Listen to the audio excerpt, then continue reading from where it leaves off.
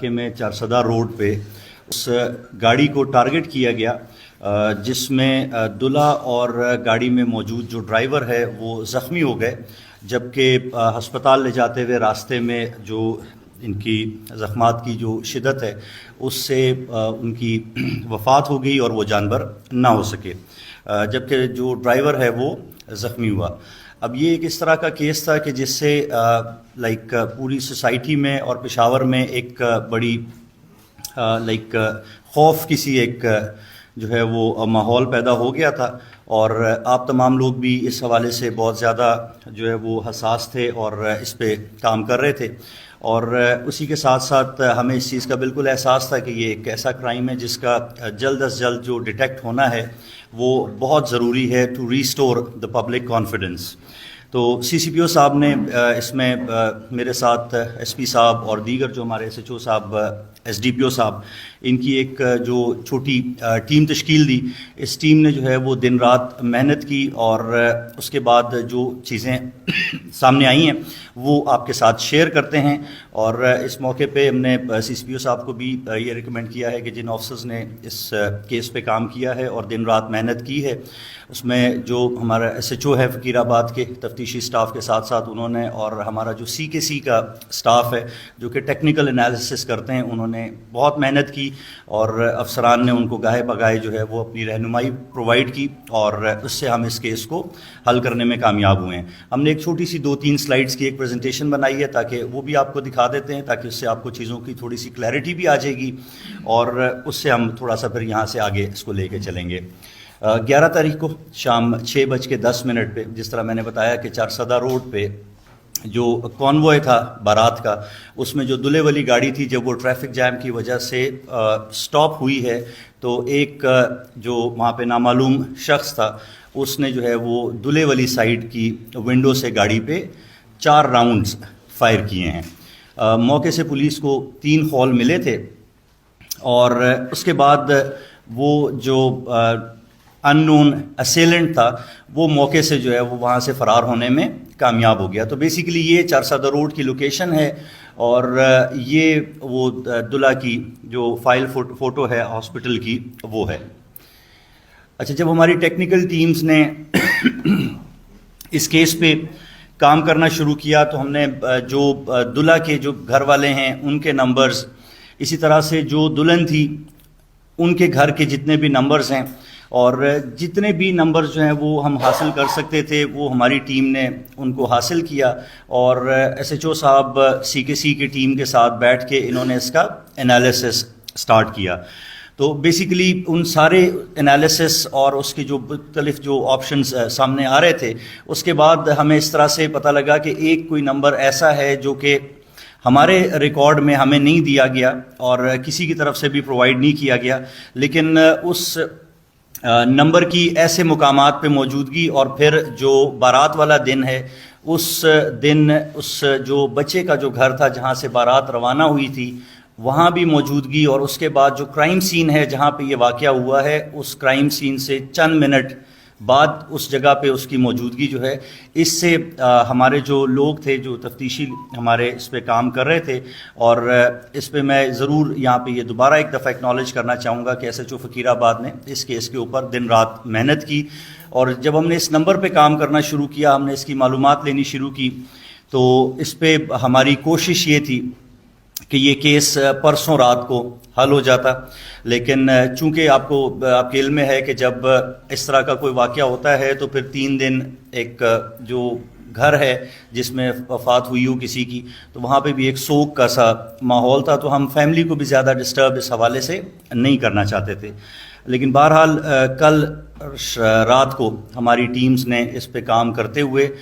نہ صرف یہ کہ ہم نے ملزم کو گرفتار کر لیا ہے، بلکہ جو ویپن آف اوفینس ہے وہ بھی ہم نے اپنے قبضے میں لے لیا ہے، اور جو بائک اس کیس میں استعمال ہوئی تھی وہ بھی ہمارے پولیس کے پاس ہے، تفتیش کے جو ہمارے لوگ ہیں ان کے پاس۔ اور اس کیس میں جو عدنان جن کی ڈیتھ ہوئی تھی اس حوالے سے یہ واقعہ جو ہے وہ ایک جو عدنان کی جو مسز ہیں سمرین، وہ بھی اس واقعے میں انڈائریکٹلی اور اس پلاننگ میں ملوث ہیں اور ملزمہ ہیں ہمارے کیس کی. اور جو شخص جس کو ہم نے گرفتار کیا ہے ان کی اور سمرین کی پرانی جو ہے وہ ایک سلام دعا تھی, اور جس بنیاد پہ وہ شادی کرنا چاہتے تھے.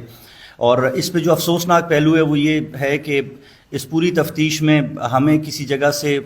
عمومی طور پہ لڑکے کی فیملی سے یا لڑکی کی فیملی سے بہت توقعات ہوتی ہیں کہ وہ ہمیں کوئی نشاندہی کریں اس حوالے سے کہ کوئی ایسی کوئی پریویس اینمٹی تو نہیں تھی.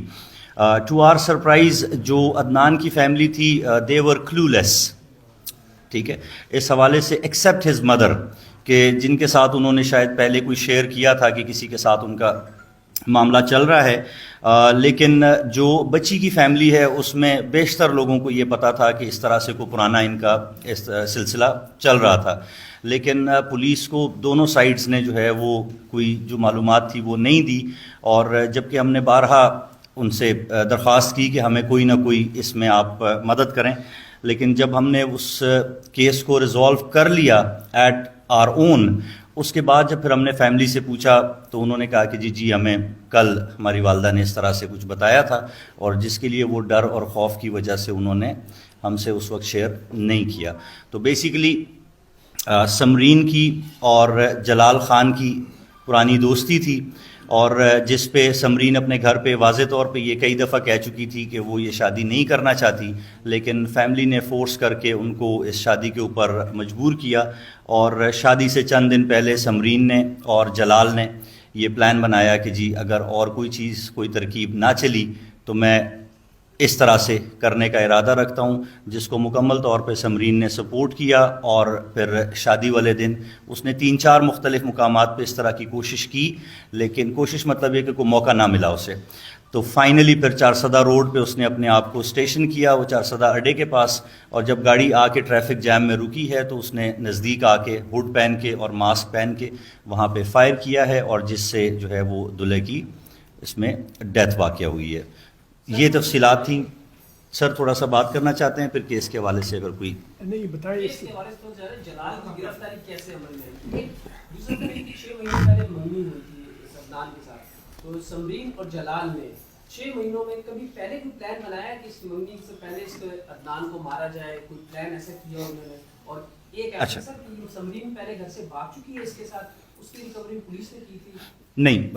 سمرین بالکل پہلے ایک دفعہ پہلے گھر سے اپنے شاپنگ کے بہانے, جب یہ شادی کے حوالے سے چل رہی تھی تو اس بہانے سے شاپنگ کرتے کرتے وہ جلال کے گھر تشریف لے گئی تھیں. لیکن اس رشتے پہ نہ تو جلال کی فیملی راضی تھی اور نہ ہی سمرین کی فیملی راضی تھی. تو چونکہ یہ آپس میں ریلیٹیوز ہیں تو اس میں جو سمرین کے والد ہیں وہ آ کے جلال کے گھر سے اپنی بیٹی کو لے کے واپس چلے گئے تھے. اور جو آپ نے کہا کہ جی ان کی انگیجمنٹ رہی ہے, بالکل ان کی انگیجمنٹ رہی ہے, اور اس دوران میں عدنان کی اور جلال کی بھی اپنی ایک ٹسل چلتی رہی ہے. واٹس ایپ کے جو سٹیٹسز ہیں ان کے ذریعے سے وہ ایک دوسرے کو اس طرح کے پیغامات جو ہیں وہ تھوڑے سے بھجواتے رہے ہیں, لیکن کوئی ڈائریکٹ اس طرح سے ان کا آمنا سامنا نہیں ہوا. جب کچھ عرصہ پہلے عدنان کو پتہ لگا کہ اس طرح کی کوئی بات چیت ہے